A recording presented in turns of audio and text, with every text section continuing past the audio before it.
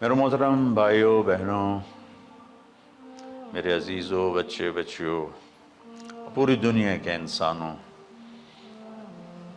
اللہ کرے میرا پیغام پوری دنیا میں پہنچے، مسلم بھی سنیں، نان مسلم بھی سنیں، کہ اچھی بات تو لینی چاہیے جہاں سے بھی ہو۔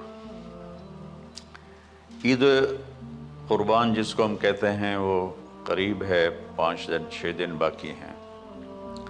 یہ ابراہیم علیہ السلام کی سنت ہے، اور میرے نبی نے اس کو زندہ کیا۔ بیچ کے زمانوں میں یہ نہیں تھی، اس کو میرے نبی پاک صلی اللہ علیہ وسلم نے زندہ فرمایا، اور آپ اپنے عید کے موقع پر 2 جانور ذبح فرماتے تھے، 2 دمبے، ایک امت کے لیے اور ایک اپنے لیے۔ سبحان، ایک امت کے لیے، ایک اپنے لیے۔ ابراہیم علیہ السلام سے یہ سلسلہ کیسے شروع ہوا؟ ابراہیم علیہ السلام کون ہیں؟ ان کی ہستی کیا ہے؟ ابراہیم علیہ السلام وہ نبی ہیں جن پر ساری امتوں کا اتفاق ہے۔ یہود بھی ابراہیم علیہ السلام کو کہتے ہیں ہمارے ہیں، عیسائی بھی ابراہیم علیہ السلام کو کہتے ہیں ہمارے ہیں، مسلمان بھی ابراہیم علیہ السلام کو کہتے ہیں ہمارے ہیں۔ آگے پھر یہود موسیٰ علیہ السلام پر رک جاتے ہیں اور عیسیٰ علیہ السلام کا انکار کرتے ہیں، عیسائی عیسیٰ علیہ السلام پر رک جاتے ہیں اور محمد مصطفیٰ صلی اللہ علیہ وسلم کا انکار کرتے ہیں۔ ان ابراہیم لأواہ حلیم، ان ابراہیم لأواہ حلیم، ابراہیم بہت مہربان رونے دھونے والے تھے، اور ابراہیم کا مطلب بھی ہے مہربان باپ، مہربان باپ۔ ابراہیم علیہ السلام کی کہانی تو بہت لمبی ہے، اسے سنانے کے نہ مجھے سکت ہے، اور نہ ہی آگے جو ہم کاسٹ کرتے ہیں اس میں اتنی ہمت ہوتی ہے۔ تو ہم شروع ہی کرتے ہیں کہ ابراہیم علیہ السلام سے اللہ نے اپنے بچے کی قربانی کیسے لی، پیچھے سارے واقعات کو چھوڑ کر۔ ابراہیم علیہ السلام کو جب آگ میں ڈالا گیا اور اللہ تعالیٰ نے ان کو آگ سے زندہ سلامت باہر نکالا، تو پھر انہوں نے ہجرت فرمائی اور مصر گئے۔ مصر کا جو بادشاہ تھا وہ ہر آنے والی عورت کو زبردستی ایک رات اپنے کمرے میں رکھتا تھا، تو اس نے حضرت سارہ علیہ السلام کو بھی قبضہ کر کے اپنے کمرے میں رکھا۔ جو ہی ہاتھ بڑھاتا اس کا ہاتھ سوکھ جاتا، پیچھے کرتا تو ٹھیک ہو جاتا، پھر ایسے ہاتھ بڑھاتا سوکھ جاتا، پھر پیچھے کرتا ٹھیک ہو جاتا، پھر ایسے ہاتھ بڑھایا سوکھ گیا، پھر پیچھے کیا ٹھیک ہو گیا۔ تو اس نے کہا یہ تو کوئی اور ہی بات ہے، تو اس نے اپنی بیٹی حضرت ہاجرہ وہ ان ابراہیم علیہ السلام کے نکاح میں دے دی۔ ابراہیم علیہ السلام اس وقت 70 سے اوپر جا چکے تھے اور حضرت ہاجرہ 22 سال کی تھی۔ یہ 3 افراد کا قافلہ ہجرت کر کے فلسطین پہنچا، اور ابراہیم علیہ السلام کی عمر گزر گئی۔ رب ہب لی من الصالحین، یا اللہ کوئی نیک بچہ دے، یا اللہ کوئی نیک بچہ دے۔ اولاد کا نیک ہونا ضروری ہے، ڈاکٹر بنے، انجینئر بنے، عالم بنے، مفتی بنے، ان میں سے کوئی چیز ضروری نہیں، اولاد کا نیک ہونا ضروری ہے، اور اس کے لیے والدین کو ٹائم دینا پڑے گا، والدین کو محبت دینی پڑے گی، والدین کو گود دینی پڑے گی، والدین کو شفقت دینی پڑے گی، ورنہ اولاد اور ماں باپ 2 کنارے بن جائیں گے۔ کچھ تقریباً 84 سال کی عمر میں اللہ تعالیٰ نے حضرت ہاجرہ سے بیٹا دیا، سارہ کی بجائے ہاجرہ سے بیٹا دیا۔ حضرت اللہ کی حکمت تھی، اللہ بھی یہی چاہ رہے تھے، تو حضرت سارہ کو بڑی تکلیف ہونے لگی، کہنے کہ اس بچے کو مجھ سے دور کرو، اس بچے کو مجھ سے دور کرو، میں دیکھ نہیں سکتی۔ تو جبریل آئے کہ اللہ تعالیٰ بھی فرما رہے ہیں کہ اسے یہاں سے دور کرو۔ کہ کہاں لے جاؤں؟ کہ یہ ہم بتائیں گے کہاں لے جانا ہے۔ تو جبریل انسانی شکل میں اونٹ پہ سوار ہو کر تشریف لائے، اور پیچھے حضرت ابراہیم علیہ السلام اپنی اونٹنی پر، بچہ بیگم، اور آگے جبریل رہبر کے طور پر۔ فلسطین سرسبز ہے، کہیں خشک ہے، لیکن پانی ہے، اچھی آبادی ہے۔ چلتے چلتے چلتے چلتے 1 مہینہ کا سفر کرنے کے بعد جب وہ علاقہ شروع ہوا جہاں کالے پہاڑ، کالے پتھر، کوئی پتا نہیں سبزے کا اور کوئی نشان نہیں پانی کا، وہاں سے چلتے چلتے چلتے 4 پہاڑوں کے اندر ایک وادی سی آئی۔ جب وہاں پہنچے تو جبریل کہنے لگے اللہ کے نبی یہاں ہاجرہ اور اسماعیل کو چھوڑ دیں۔ جب وہ آگ میں جا رہے تھے نا ابراہیم علیہ السلام، تو ایک لفظ نہیں بولے، بس نے کہا حسبی اللہ و نعم الوکیل۔ لیکن جب جبریل نے کہا یہاں چھوڑ دیں تو ایک دم بولے یہاں کیسے چھوڑ دوں، یہاں تو کچھ بھی نہیں ہے، یہ کیسے رہیں گے؟ کہ یہ آپ کے رب کی منشا ہے، یہاں اللہ کا گھر بنے گا، یہاں اس بچے کی نسل سے ایک آخری نبی پیدا ہوگا جو پورے عالم کو روشن کرے گا، اب چھوڑ دیں۔ تو وہ وہاں 3 دن رہے، ان کے لیے ایک چھپر سا بنایا لکڑیاں کاٹ کے، یا 2 دن رہے یا 1 دن، یہ تو کوئی تحقیق کوئی نہیں ہے، لیکن ایک چھپر سا ان کو بنا کے دیا ایسے، یعنی اس ایک اوپر لکڑیوں کی چھاؤں کر دی اور نیچے ایسے بانس سے گاڑ دیے اور چل پڑے۔ تو حضرت ہاجرہ فرمانے لگے آپ کہاں جا رہے ہیں؟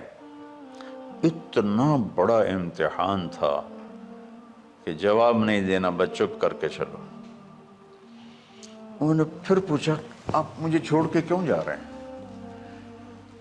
آگے سے خاموشی۔ چلتے چلتے 3 میل تک وہ اس طرح چلی۔ جب وہ کدئی پہنچیں تو اس وقت ان کو خیال آیا یہ اللہ کے نبی ہیں، کہیں ان کو اللہ نے نہ کہا ہو۔ تو ان کا اللہ امرک، کیا آپ کو اللہ نے کہا کہ مجھے چھوڑ دیں؟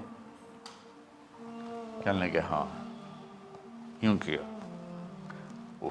ایک دم ایک نئی ہاجرہ نے جنم لیا کہ اذن، یوں گردن، اذن لن یضیعن اللہ، جاؤ پھر میرا اللہ مجھے ضائع نہیں کرے گا۔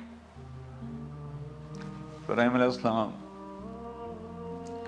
بوجھل دل کے ساتھ پیدل چل رہے تھے، دونوں میاں بیوی اونٹنی پہ سوار ہوئے، اور وہ اپنے بچے کو گود میں لے کر ایسے کھڑی ان کو دیکھ رہے تھے۔ یہ کوئی مہینے کے لیے نہیں جا رہے تھے، پتہ نہیں ہے کب واپس آئیں۔ اجدے بچھڑے قد ملن گے، جانے رب رحمان۔ دیکھتی رہیں۔ انہوں نے ایسے پہاڑی کے اوپر چڑھے کہ اونٹ نیچے اتری، تو پھر انہوں نے منہ موڑا اور واپس اس وادی کی طرف چلی۔ کیا وقت تھا، صبح تھی، شام تھی۔ جو ابراہیم علیہ السلام غائب ہوئے تو ایک دم آپ نے اونٹنی کا منہ موڑا ادھر ہی اور کہا ربنا انی اسکنت من ذریتی بواد غیر ذی زرع ربنا لیقیموا الصلاۃ۔ کیا درد ہے! آپ اندازہ لگاؤ، ایک آدمی کو 84 سال کی عمر میں بیٹا ملے اور پھر اسے ایسے جنگل بیابان میں چھوڑ دیا جائے۔ تو ان کے دل پہ کیا بیت رہی ہوگی. یہ اس دعا میں وہ درد ہے جو میرے بھی آنسو نکل رہے ہیں. ہم کتنی دفعہ قصہ سنا چکا. اے اللہ، تیرے ہی کہنے پر تو جو میرا رب ہے، یا اللہ نہیں کہا، اللہم نہیں کہا، ربنا. یا اللہ تو مہربان ہے، اس میں بھی کوئی تیری مہربانی ہوگی، تیری محبت ہوگی، تیری شفقت ہوگی. انی اسکنت من ذریت، میں نے چھوڑ دیا اپنی اولاد کو. یا اللہ میں نے وہاں چھوڑا جہاں نہ پتہ ہے، نہ دانہ ہے، نہ پانی ہے. تو جان اور یہ جانے. اس درد بھری دعا نے عرش کو بھی ہلا دیا تھا. اور آپ نے منہ موڑا. اس باپ کو سوچو جو ہر قدم پہ اپنے معصوم بچے سے دور ہو رہا ہے، اور اس ماں کو سوچو جو ہر قدم پہ اپنے خامن سے دور ہو رہی ہے. ابراہیم کی منزل تو آگے گھر ہے، 2 بیویاں اور ہیں. ادھر تو پتھروں کے ساتھ دوستی ہے. جب ہاجر، میں ایک دفعہ میں ایسے سوچ میں بیٹھا، میں اتنا رویا. میں نے کہا جب وہ ہماری ماں ہاجرہ وہاں اکیلی بیٹھی ہوگی، اور چاروں طرف اونچے اونچے پہاڑ تھے، اور اندر بیٹھنے والوں کو باہر کا پتہ نہیں، باہر والوں کو اندر کا پتہ نہیں. تو شام ڈھلی ہوگی تو اندھیری رات نے کیا ظلم ڈھایا ہوگا. کالے پہاڑوں کا اندھیرا، اندھیری رات کا اندھیرا. تارے بھی حیران ہوں گے یہ کون بی بی بیٹھی ہوئی ہے. ستارے روزانہ ہی نکلتے تھے، لیکن آج وہ ایک نیا تماشا دیکھ رہے ہیں کہ ایک معصوم شہزادی ایک معصوم بچوں کو گود میں لے کے بیٹھی ہے. کون اسے یہاں چھوڑ گیا؟ چاندنی رات ہی تو چاند بھی حیران ہو رہا ہوگا، یہ کیا ہو رہا ہے، یہ کیا ہو رہا ہے، یہ کیا ہو رہا ہے. اور وہ تنہا جان آسمان کو دیکھتی ہوگی، یا اللہ یہ میرے ساتھ کیا ہوگی. وہ رات کیسی، پہلی رات کیسی گزری ہوگی حضرت ہاجرہ پر. یہ ہمارے تبلیغ والے 3 دن کے لیے جاتے ہیں، بیویاں شور مچا دیتی ہیں، چھوڑ کے جاندے پہ وہ، چھوڑ کے جاندے پہ. اس ہاجرہ کو سوچو جس پر اندھیری رات تھی، اور اسے کچھ پتہ نہیں تھا میرے ساتھ کیا ہونے والا ہے. جب دن چڑھا تو سورج نے دیکھ کر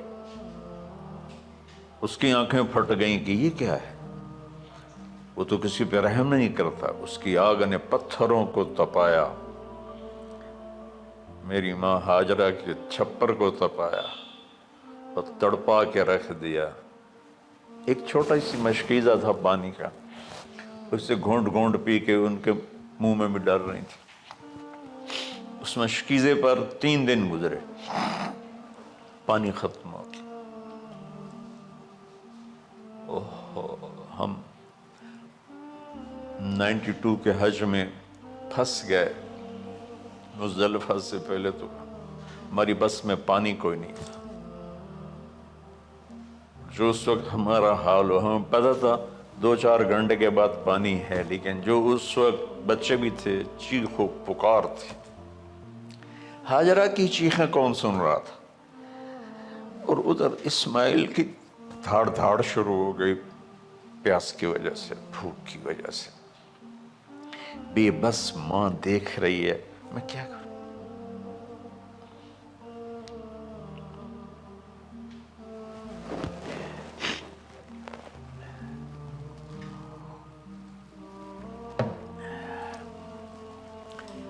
میں قطر میں تھا جماعت میں، تو مجھے یہاں کندھے میں درد ہوا. میں ہاسپٹل گیا تو ایمرجنسی سے انہوں لے کر گئے.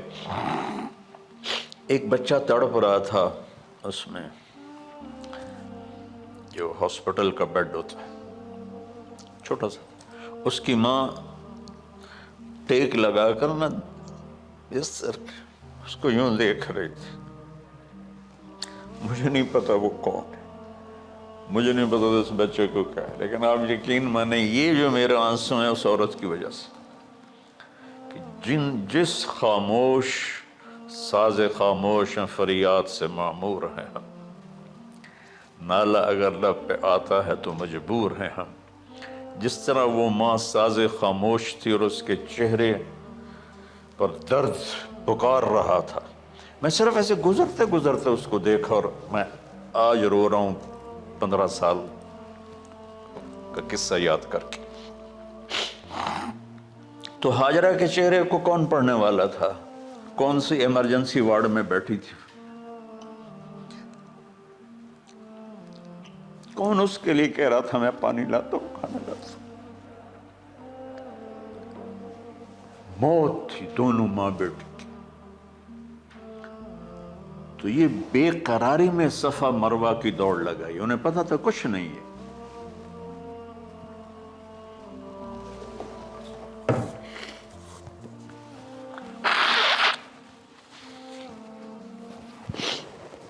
انہیں معلوم تھا کچھ نہیں ہے، لیکن وہ اس کو تڑپتے دیکھ نہیں پا رہے. وہ بھاگیں، صفا پہ چڑھی، ادھر دیکھ ادھر دیکھ، ابھا دیکھاں لمحہ دیکھاں، ڈٹھی دل کو دیواں ٹیکاں، سجن مل سم کے مر پوساں. یہ ہماری سرائکی کے شاعری ہے. مشرق دیکھتے ہوں، مغرب دیکھتے ہوں، دائیں بائیں دیکھتے ہوں، کوئی ہے میری فریاد سننے والا. یہ حالت تھی اس وقت ام اسماعیل کی. نیچے اتری جہاں وہ ٹیوب لائٹس آتی ہیں، وہاں وہ نیچے ہو گئے اور بچہ غائب ہو گیا. تو دوڑ لگاتے. مصر کی شہزادی اور مکے کے نوکدار پتھروں کے اوپر دوڑ رہی تھی. جب بچہ نظر آیا پھر آہستہ ہو گئی، پھر مروہ پہ چڑھی، پھر صفا پہ چڑھی، پھر مروہ پہ چڑھی، پھر صفا. مجھے لگتا ہے صفا مروہ بھی رو رہے ہوں گے اس وقت، اور مکے کے پہاڑ بھی رو رہے ہوں گے. سورج بھی اس وقت رو رہا ہوگا. آخر وہ مروہ پہ تھک کے گر گئی. یہ نہیں کہ انہوں نے 7 چکر لگانے تھے، 7ویں چکر کے بعد ان کی ہمت جواب دے گی. وہ گر گئیں اور ان کا جینا چاہا کہ میں بچے کو اپنے سامنے مرتا دیکھوں، اس لیے وہیں گر گئیں کہ میں اتھے مر جاؤں وہ اتھے مر جاؤں. پھر ایسے حسرت بھری نظروں سے یوں دیکھا مر گیا کہ نہیں. تو وہاں ایک آدمی کھڑا تھا. پھر مردہ جسم میں پھر جان آ گئی. پھر انہوں نے اپنے آپ کو اٹھایا اور دوڑ لگائی. پہنچی تو آدمی غائب تھا اور ایڑیوں سے پانی نکل رہا تھا. اتنے چکر کیوں لگوائے، پہلے ہی نکال دیتا.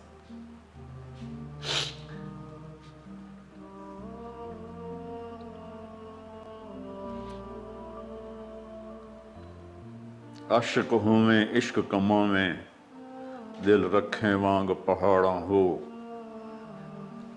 سہ صدیاں ہزار غلامیں، کر جانے باغ بہاراں ہو.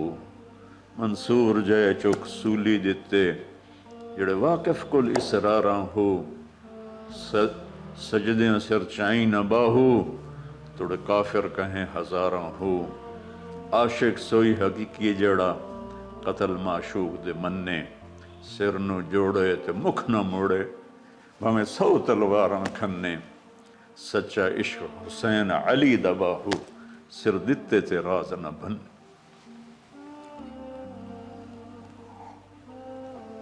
کوئی ابراہیم کا گلہ نہیں، شکوہ نہیں.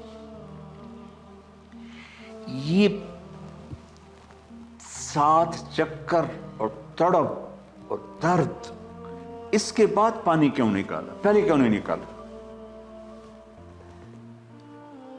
کہ عشق کا راستہ ہی ہے. میرے گھر کے راستے میں کوئی کہکشاں نہیں ہے. راستہ عشق عشقہ سے.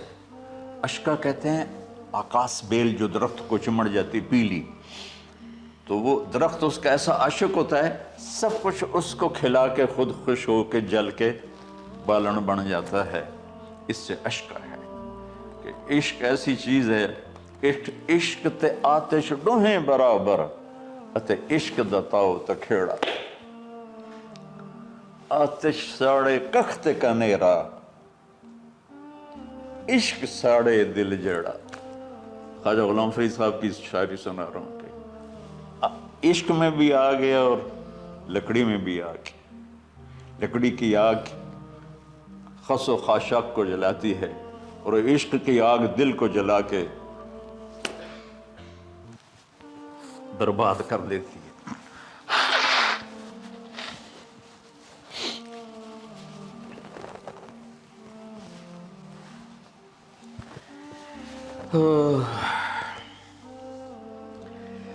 یہ دنیا میرے بھائی بہنوں امتحان کی جگہ ہے. ہم اسے جنت بنانا چاہتے ہیں، ہم یہاں اپنی مرضیاں پوری کرنا چاہتے ہیں. اللہ کی قسم، اللہ کی قسم، اللہ کی قسم، جس نے اپنی مرضی پہ چلنا شروع کیا وہ تباہ ہو گیا. جو اللہ رسول کی غلامی کے دائرے میں آیا وہ کامیاب ہو گیا. دیکھا تو پانی ابل رہا ہے، ابل رہا ہے، ابل رہا ہے، فوارے مار رہا ہے. تو اس وقت عبرانی لینگویج تھی تو ان کا زم زم زم زم، ٹھہر جا ٹھہر جا ٹھہر جا.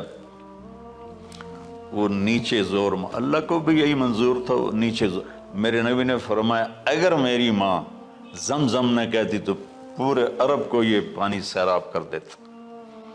اور آپ حیران ہوں گے، آج کل تو بہت زیادہ ایڈوانس ہے سائنس. تو سعودی گورنمنٹ نے کہ یہ اس کا سورس کیا ہے، یہ پانی کہاں سے آ رہا ہے. طائف تک ساری زمین کو کھنگالا، کوئی اس کا پیچھے سے لنک نہیں ہے. کہیں چشمہ ہوتا ہے نا تو پیچھے لنک ہوتا ہے، کہیں سے پانی نکل ہوتا ہے پیچھے سے لنک ہوتا ہے. زمزم کا کوئی لنک نہیں. جو ہی موٹر چلاتے ہیں تو 8-9 جھرنے ہیں سوراخ، وہاں سے پانی ابل ابل کے آنا شروع ہو جاتا. اور جو ہی موٹر بند کرتے تو وہ جھرنوں کا پانی بند ہو جاتا. اس میں نہ مچھر ہے، نہ اس میں کوئی کیڑا ہے، نہ کوئی مکوڑا ہے، پاک صاف پانی. زمزم زمزم.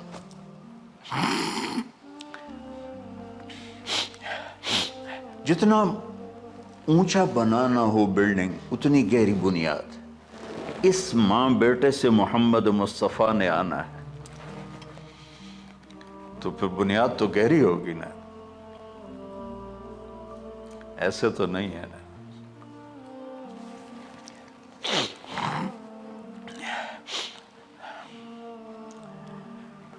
تو چونکہ محمد مصطفیٰ صلی اللہ علیہ وسلم کو اس بچے اور اس ماں سے اللہ نے وجود دینا، پیچھے ابراہیم والد ہیں دینا. ابراہیم علیہ السلام کی نسل میں 4000 انبیاء آئے، بنو اسرائیل میں 4000، اور حضرت اسماعیل علیہ السلام کا ایک ہی جو 1.25 لاکھ پہ بھاری نہیں ہے بلکہ کل کائنات پہ بھاری ہے اللہ کے بعد.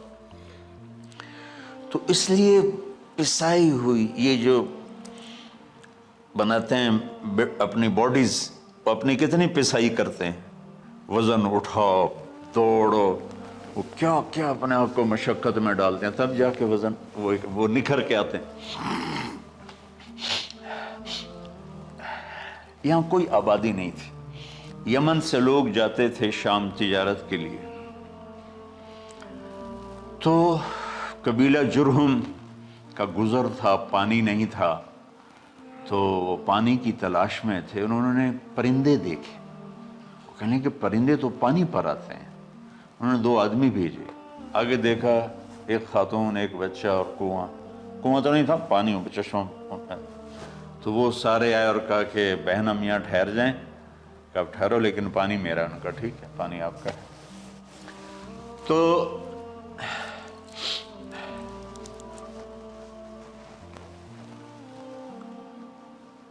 ایک سال کے بعد اجازت ملی، جاؤ مل کے آؤ. مل کے آئے. جس گھاٹی سے ابراہیم کو جدا کیا تھا اس پر کتنی دفعہ حضرت ہاجرہ کی نظر پڑتی ہوگی.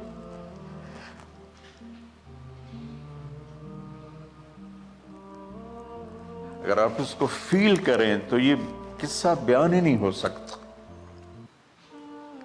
بس رونا ہی پڑے گا.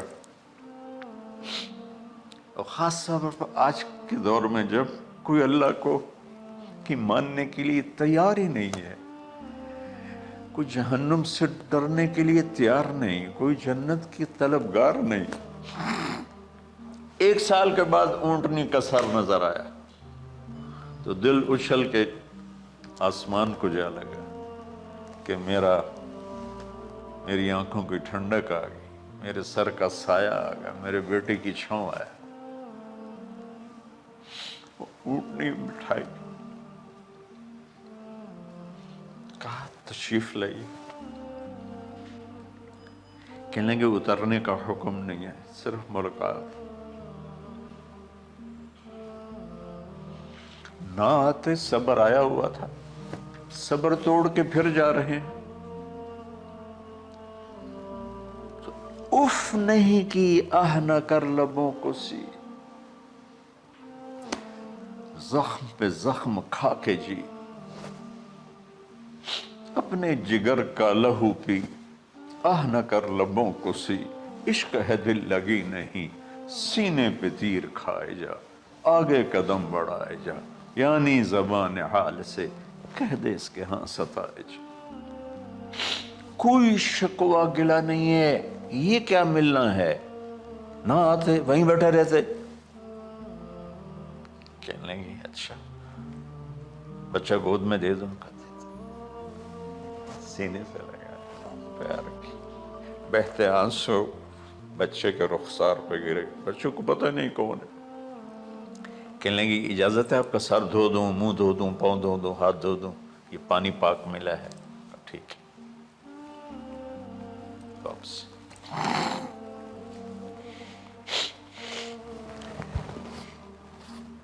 فلما بلغ معه السعي، جب وہ بچہ بھاگنے دوڑنے لگا، دل میں اتر گیا، نظروں کو بھا گیا، تو خواب آنے شروع ہوئے.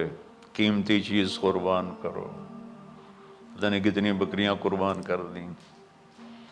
پھر خواب آیا قیمتی چیز قربان کرو، پھر گائے قربان کر دیں، عدد مجھے یاد نہیں ہے. پھر خواب آیا قیمتی چیز قربان کرو، اونٹ قربان کر دیے. پھر خواب آیا قیمتی چیز قربان کرو، تو پھر خیال آیا کہ یہ اسماعیل کی طرف اشارہ ہے. 1500 کلومیٹر ہے، 1 مہینے کا اونٹ کا سفر ہے.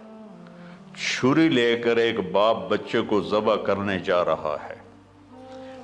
اس مہینے کے ہر منٹ نہیں، ہر سیکنڈ میں اس کے دل پہ کیا گزر رہی ہوگی، کس لیے جا رہا.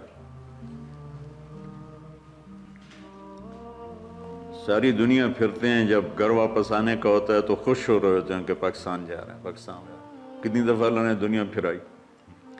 یہ اور اس باپ کی عمر 92 سال ہو چکی. 92 سال مولانا صاحب. اس کی اونٹنی کے قدم کے ساتھ نہیں، ہر سیکنڈ کے ہر کروڑویں حصے میں ابراہیم کا دل پھٹتا ہوگا کہ اس معصوم بچے کو ذبح کیسے کروں. اللہ کی مان کے دکھا دی. اللہ نے تو ہمیں دین ہی آسان دیا ہے، ہم سے تو نہیں بچوں کی قربانی مانگی. ابو بکر صدیق رضی اللہ تعالیٰ عنہ نے فرمایا تھا یا رسول اللہ، ایک آیت ہے جس کا مفہوم یہی ہے، اگر اللہ ہمیں کہتا نا بچے قربان کرو، ہم بھی چھریاں چلا دیتے.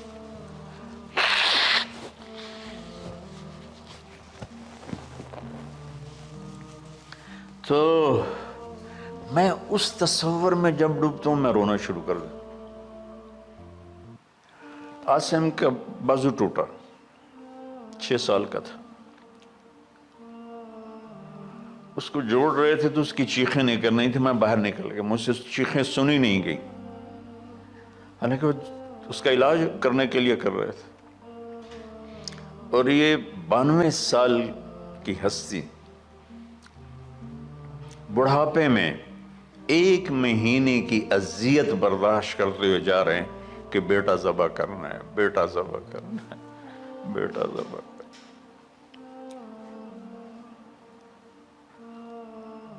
تو وہاں پہنچے تو اب اسماعیل نے جانا ہے کہ یہ ہیں میرے ابا۔ وہ کیسے لپٹے ہوں گے، کیسے چوما ہوگا، کیسے پیار کیا ہوگا، یہ بیوی کا آپس میں۔ مجھے نہیں پتا کہ کتنے عرصے بعد انہوں نے ایک قدم اٹھایا، لیکن کہا کہ بچوں کو تیار کرو، میں اس کو سیر کرانے لے جا رہا ہوں۔ بڑی خوش ہوئی، ماں بھی بچہ بھی اچھل رہا ہے، اور لے کے پہنچے جمرہ کبریٰ پر، جو شیطان کو 3 جگہ مارتے ہیں، تو آخری جگہ وہاں اس وقت ایک تنگ سی جگہ تھی پہاڑوں میں گھری ہوئی، وہاں پہنچے تو کہتے ہیں یا بنی انی، کوئی شک شبہ والی بات نہیں ہے، ارا فی المنام انی اذبحک، میں نے تمہیں ذبح کرنا ہی ہے، انی میں نے تمہیں ذبح کرنا ہے، فانظر ماذا تری، تیری رائے کیا ہے؟ قربان جاؤں اس ماں پہ جس نے 7-8 سال کے بچوں کو کیا تربیت دی۔ یا ابت افعل ما تؤمر، یعنی یا ابت افعل، بیچ میں کوئی حرف نہیں، کوئی عطف نہیں، یا ابت افعل بما تؤمر ستجدنی انشاء اللہ من الصابرین۔ اس عمر میں اپنی قربانی کو اللہ کے ساتھ جوڑا، بس کرو آپ۔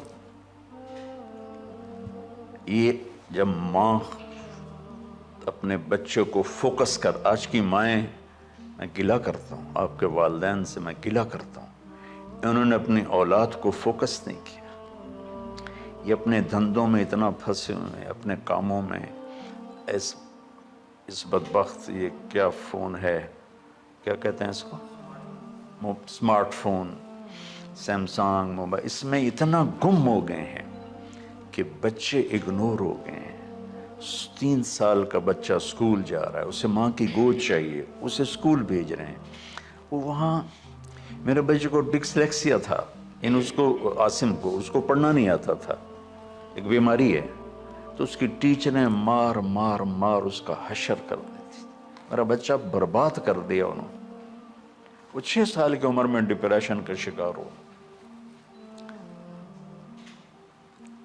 میں ماؤں سے کہتا ہوں بچوں کو ٹائم دو، تمہارا سرمایہ تمہاری اولاد ہے، اور اولاد ڈگری سے عزت نہیں ملتی، اولاد تمہاری نیک ہوگی تو وہ بلند بخت ہوں گی، عزت پائیں گی۔ پاکستان کو پڑھے لکھوں نے لوٹا ہے، ان پڑھوں نے نہیں لوٹا۔ ابا جی، بابا جی، آپ کریں نا، دیر کیوں کر رہے ہیں؟ ستجدنی انشاء اللہ من الصابرین، آپ دیکھیں گے میں آپ کی آزمائش پہ پورا اتروں گا، اور اللہ کی آزمائش پر بھی پورا اتروں گا۔ پھر معصوم ذہن ادھر چلا گیا ماں کی طرف، کہنے لگے ہاں یہ بات تو ہے کہ میری ماں کو بڑی تکلیف ہوگی، تو اس لیے نا اپنا کرتا اتارا، کہا بابا جی یہ کرتا آپ میری ماں کو دے دیں، وہ جب مجھے یاد کرے گی میرا کرتا دیکھ لے، اور آپ نے مجھے یہیں دفن کرنا ہے، ادھر نہیں لے جانا، اور آپ بھی احتیاط کریں، مجھے الٹا الٹائیں، تَلَّهُ لِلْجَبِينَ، میرا سر زمین پہ لگا ہے، گردن نہیں، تاکہ آپ کو تکلیف نہ ہو مجھے دیکھ کر۔ اب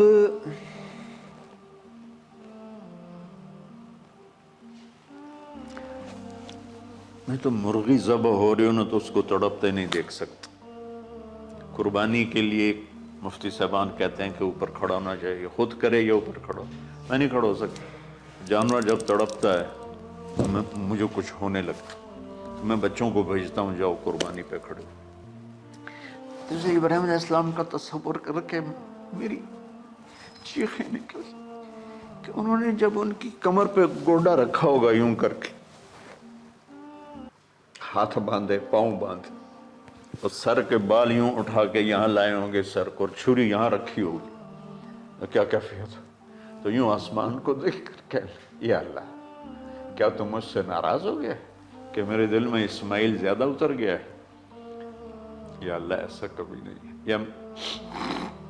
یا اللہ یہ میرا کوئی امتحان تو لے رہا ہے، یا اللہ تیرے اوپر سب کچھ قربان ہے، اور یوں چلائی، اور اللہ تعالیٰ نے، چھری کی کیا حیثیت ہے، اس نے چلنے سے انکار کر دیا، پھر چلائی، پھر چلائی۔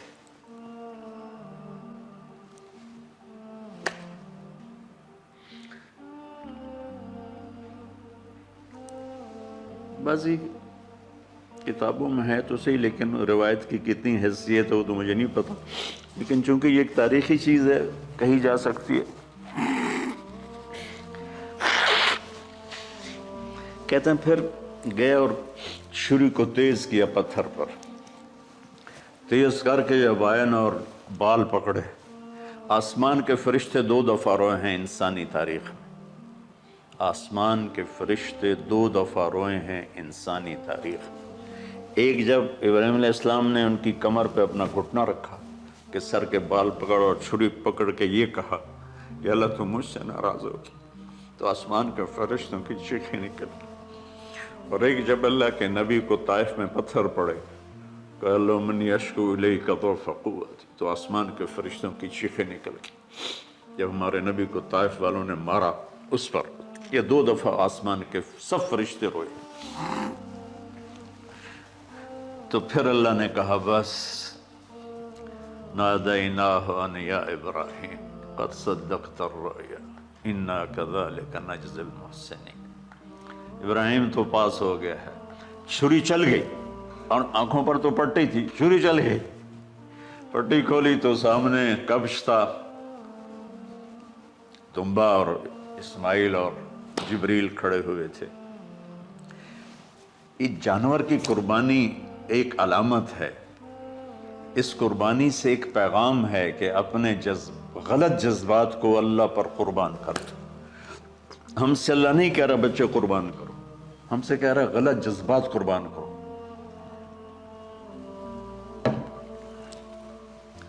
ہم سے اللہ کہہ رہا ہے اپنے جذبات کو دبا دو جو تمہیں اللہ اس کے رسول سے دور کرتے ہیں، ان پر چھری چلاؤ۔ جو اللہ اس کا محبوب کہتا ہے ان کو کرنے کے لیے بھی اپنے جذبات پہ چھری چلاؤ۔ سچ بولنے کے لیے چھری چلانی ہے تو چلاؤ اپنے جذبوں پر، اب اس کو پھیلا دو۔ ساری شریعت میں اللہ نے جو احل حلالا، جو اس نے کہا ہے یہ کرنا ہے، اس کے لیے اپنے جذبات قربان کر دو۔ وحرم حراما، اور جو کہتا ہے نہیں کرنا، اس کو چھوڑنے کے لیے اپنے جذبات قربان کر دو۔ تو یہ ہے قربانی کی اصل حقیقت۔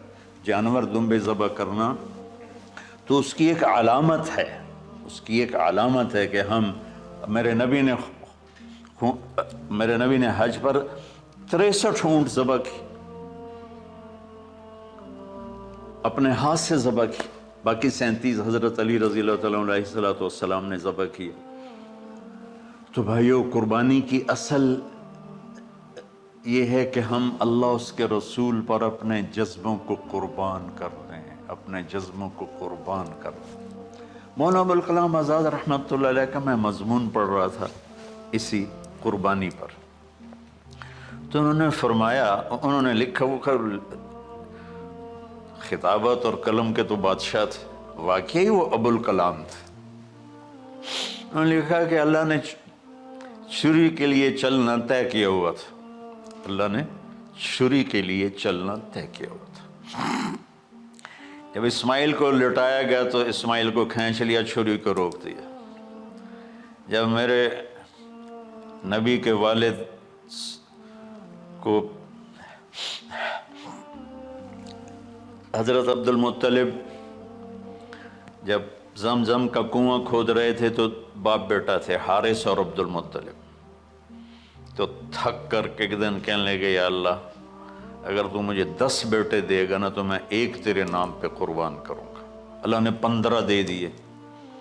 جب وہ سارے جوان ہو گئے تو ان کو اکٹھا کیا، بچوں میں نے تو منت مانی تھی، تو انہوں نے کہا ابا جان آپ جس پہ ہاتھ رکھیں گے ہم تیار ہیں، کیا اطاعت ہے۔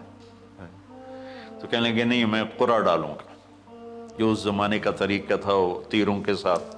تو حضرت عبداللہ کا قرعہ نکل آیا۔ حضرت عبداللہ سب سے زیادہ محبوب،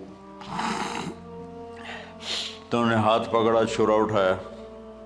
عمر بن عاص رضی اللہ عنہ کے والد عاص بن وائل ایک بہت بڑا کام کر گیا، وہ سامنے آ کے کھڑا ہو گیا، کہنے لگا یہ کام نہیں ہوگا۔ انہوں نے کہا یہ سردار کا بول ہے، کہا آگے بھی سردار کھڑا ہوا ہے، میں یہ ظلم نہیں ہونے دوں گا۔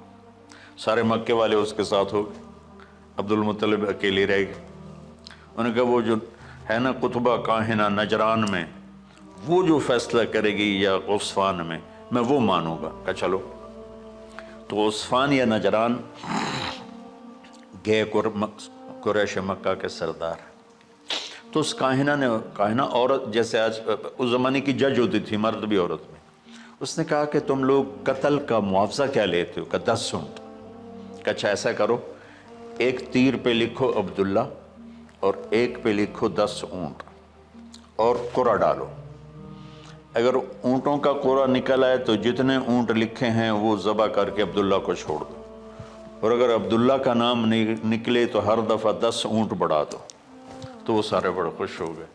تو عبد المطلب نے احتیاطاً 100 اونٹ پہلے کھڑے کر لیے صفا کے ساتھ، اور حرم شریف میں اکٹھے ہو گئے، اور وہ جو تیروں سے کرتے تھے تو الانصاب غالباً اس کو کہتے ہیں، ایسا ہی ہے نا؟ ہاں۔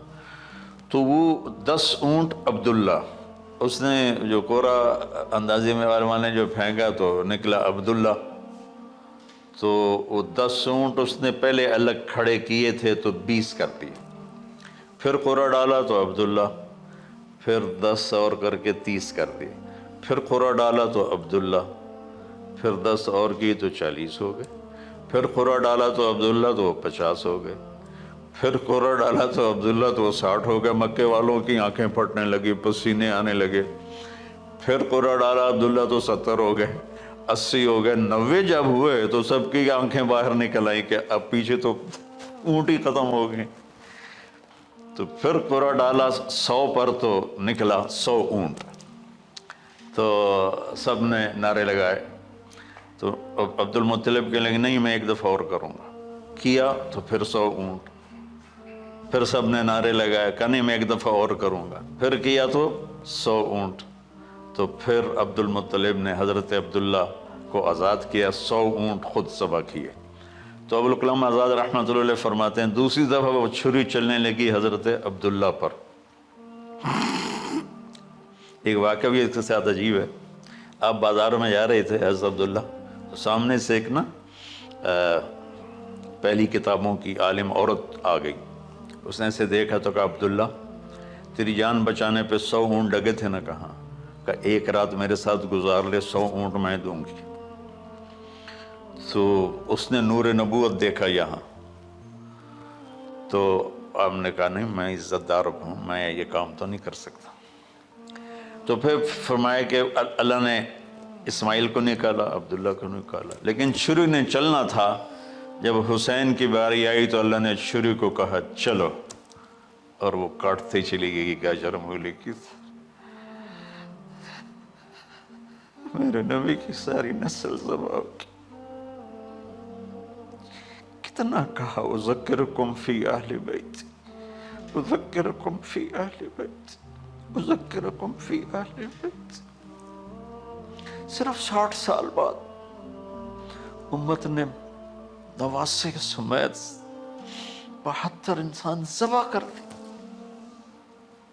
ان کے جنازے بھی نہ پڑھنے تھے۔ اقبال نے کہا تھا نا، قتل حسین اصل میں مرگ یزید ہے، اسلام زندہ ہوتا ہے ہر کربلا کے بعد۔ اللہ سے محبت کرو، اللہ کے نبی سے محبت کرو، اللہ کے نبی کے گھرانے سے محبت کرو، اللہ کے نبی کے صحابہ سے محبت کرو، اللہ کے نیک بندوں سے محبت کرو۔ عید قربان کا فلسفہ ہے اللہ اس کے رسول کی اطاعت پہ قربان ہو جانا۔ عید قربان کا فلسفہ ہے اللہ اس کے رسول کی اطاعت میں اپنے جذبات پہ چھری چلا دینا۔ عید قربان کا فلسفہ ہے اللہ اس کے رسول کی اطاعت کے سامنے گردن کو جھکا دینا، اور اس کے لیے جس بھی کڑے امتحان سے گزرنا۔ ہم اللہ نہ کرے ہم امتحان نہیں مانگتے، یا اللہ نہیں مانگتے، یا اللہ نہیں مانگتے، عافیت مانگتے، عافیت مانگتے۔ تو میرے بھائی بہنوں، ہم اللہ کی بارگاہ میں جھکے، ہم اللہ کی بارگاہ میں جھکے، اس کے رسول کی بارگاہ میں جھکے، تاکہ ہمارا یہ جہان بنے وہ جہان۔